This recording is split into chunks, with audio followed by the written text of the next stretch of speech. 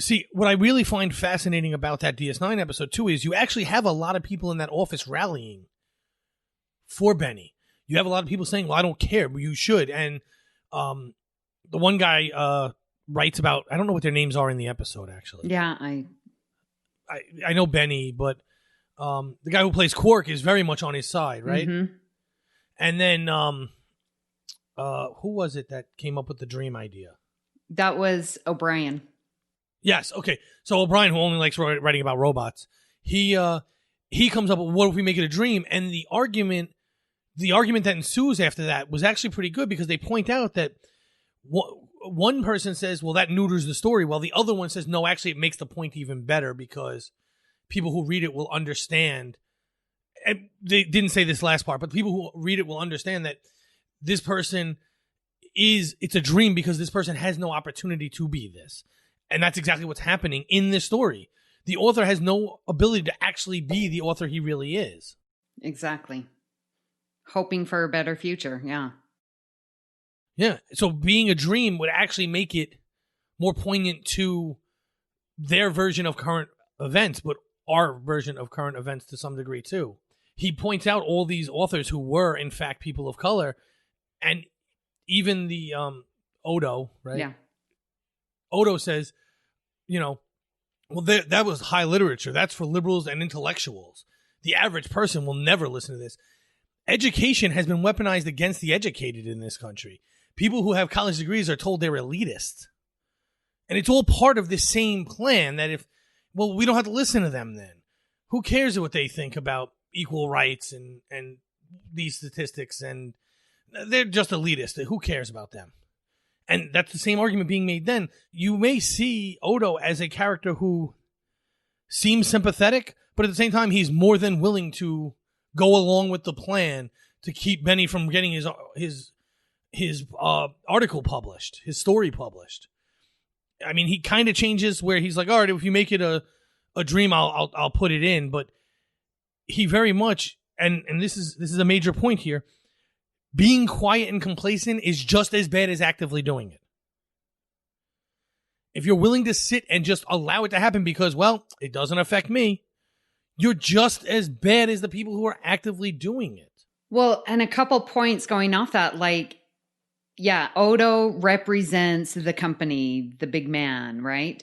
And so exactly, he doesn't want to lose his job. He understands the pressures of, well, we have to have readers, otherwise we're all out of a job.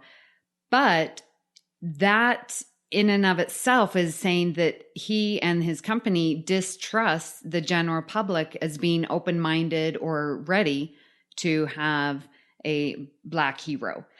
And like you mentioned earlier, the one company, who was that made that statement? Well, we don't need your patronage. Oh, that was, you mean in real life? That was Amazon. Yeah, Amazon. And, so we need these companies to stand up and to trust the general public as a way of showing that, yes, we are moving forward. We are going to push the envelope on what this social contract is. We are not going to cower to what we may or may think the public is ready for. And it's interesting because I understand that, yes, this is your business. You do have the right to, sell your product, and that you definitely are beholden to the supply and demand, right, process. But it's hard, Patrick, because I think it is their company. But do they have the right to carry on and just close their eyes and blindly go and not make a statement? Exactly. And that's the problem. You have to weigh the pros and cons. But if you're willing to just cower to what would be considered social convention of the time, in my opinion, you're part of the problem.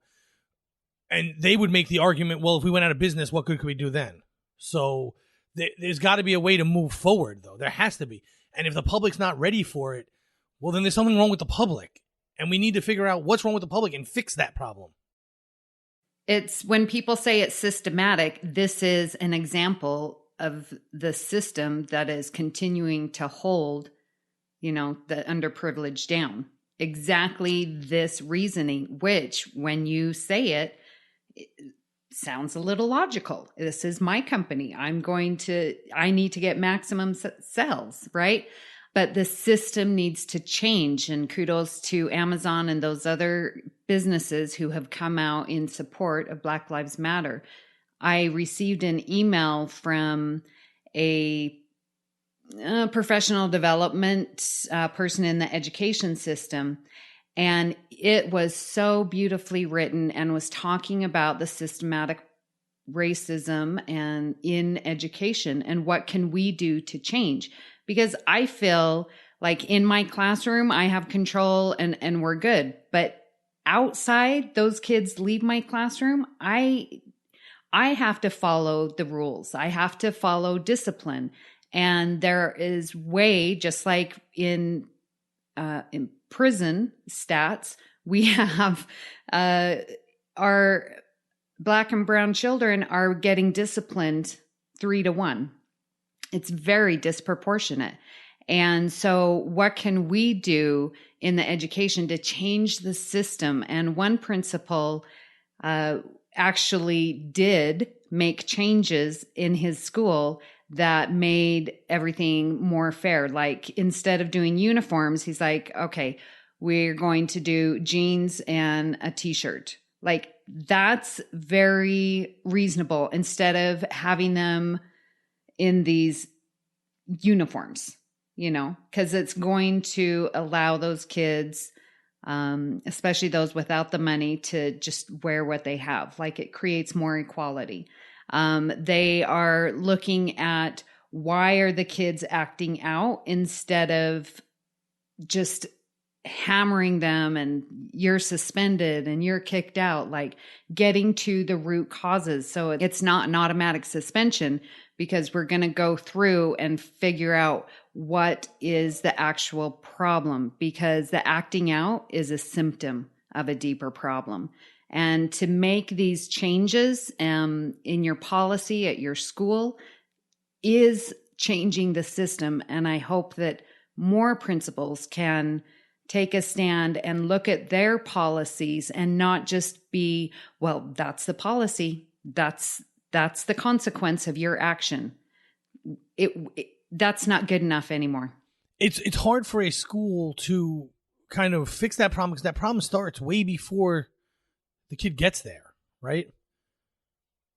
I mean, this starts in the neighborhoods and the way neighborhoods are over-policed and under-policed and all these other social issues that are happening that leads back to things happening in the school. I'm amazed that a principal was able to do anything that was able to stop that from being the case, because it's very much not in your control. I mean, you can try, you can do your best in your particular classroom, and part of the problem is funding for schools in general. Not necessarily your school, but there are schools that are severely underfunded because they're in the wrong areas. And they use, I don't know how it is across the country. I don't study school systems. But for instance, in New York, if your school has good grades, it gets more money. Yes, we are a star-rated school. Definitely.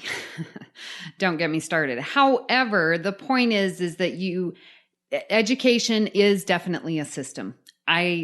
It definitely does start before we get them. However, the education system definitely has things that it needs to change, because the school to prison mentality that exists for people of color is very real and very true. And we need to stop that as educators, and especially principals. And we have the power to do something to change at least that aspect. There are many systems that are broken when it comes to Black Lives Matter. Yeah, absolutely. And I'd like to reiterate, because actually I just got a message from somebody, but one of the biggest things we can do is, and this is exactly what they said to me, we can listen and do what they ask us to do. Try and institute the changes that they're looking for, because they know what's going to I keep saying they, which is horrible, but the people who are involved in these communities are the ones who understand what needs to change in these communities. I can't tell you what needs to change in California. I don't live there. I can't tell you what needs to change in Texas or North Dakota. I don't live there. I can tell you what needs to change in Franklin Square because I live here. So why are we not going to the people who live in the communities that are being the most affected and asking them what they need from us? Without getting defensive. No, just shut up and listen. Yeah. Just shut up and listen. Don't talk over people. Don't try and give your suggestions on what's better, a better idea than theirs. Just do look, I'm not advocating like assassinations. That's not what we're saying by do what they're asking of you. We mean treat them the way they want to be treated, like regular people. Make the changes in society that they're looking for. Mm-hmm. Mm-hmm. I know. It's so it just seems so simple. Yeah. But but people are not willing to do it. People are not willing to just be quiet and listen. Right, because they get defensive and they think, well, why is it broken? Because maybe there is ownership of how we are. Like, we've created this country. And so those who are privileged have this ownership. Whereas that video we were referring to, when she was saying, well, yeah, we're going to burn it down because we don't own it. It's not ours, And so those who are privileged have this sense of ownership. And therefore, you're telling me something's broken? Well, yes. Stop being defensive and listen. Yeah. See, now, Trevor Noah has a different view, and his view is if the contract's broken one way, then it doesn't matter the other. And instead of asking, what does the riots help? We should be asking is, what did not rioting help? Not rioting didn't change anything. Oh, so when we fix that issue, we won't have to worry about what did the rioting help. Mm-hmm. Mm-hmm. I hadn't heard her, so I didn't know that was where her point of view was. But his makes logical sense too. I'm not condoning rioting. Let's not twist what I'm saying. But it's a legitimate question. What did not rioting help? Because there have been so many peaceful protests. Well, but that's just another way to hijack the conversation too, because you have riots, so we're just going to lump everyone in together so that we can be mad at the whole thing and act like none of this is a real issue. But it's so very clearly it was blatantly clear to everybody the moment that George Floyd was murdered that this was a real issue. And people are now trying to back out of that by using the riots as an excuse. Stop. There was, I'm just going to say it, Fox News on their website after the Seattle protests on June 10th. So just a couple days previous to the date of this recording. And my brother and sister and kids live in the Seattle area. So to them, it was very personal. So after the protests, very peaceful, not an issue, Fox News put images, doctored images, and used images from other cities to malign what happened in Seattle. They used actual photo from the Minnesota riots and put it saying, well, this is what happened in Seattle. They used photos from May rioting and said, this is what happened on June 10th in Seattle. So literally the definition of fake news coming from Fox News saying that this is what the Seattle protesting turned into riots. It was a big mess. Absolutely wrong. And the Seattle Times called out Fox News and was like, I don't know what you're doing. These images are from Minnesota. This image was used last month.